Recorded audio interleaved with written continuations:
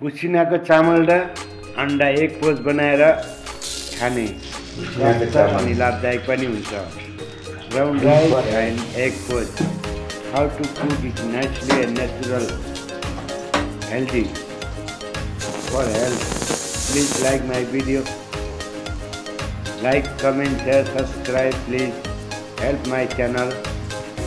I am going to growing the new channel. Please help all of you, all my friends. इसको लागि garlic, जीरा,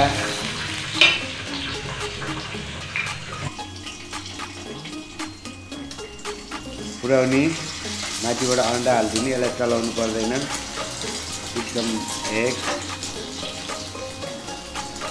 how nice taste and wow, with some black pepper powder and timur powder,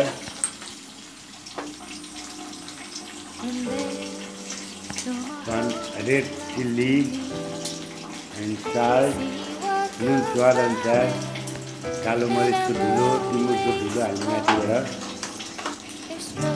अनि उसिनाको चामललाई यो खानुपर्छ, स्वास्थ्यको लागि त अत्याधिक फाइदा गर्छ। तपाईहरु पनि बनाएर खानु होला, सजिलो र स्वास्थ्यकर हुन्छ खाना। अन्डा पाकेर पल्टाइसकेछ, पल्टाएर धेरै राख्नु हुँदैन। उसिनाको चामलको भात यस्तो कलरको हुन्छ। This is brown colour rice and egg पोच, very sweet and salted, very nice taste. Wow. See my video, please. Thank you for watching. Like, comment, share, subscribe, please.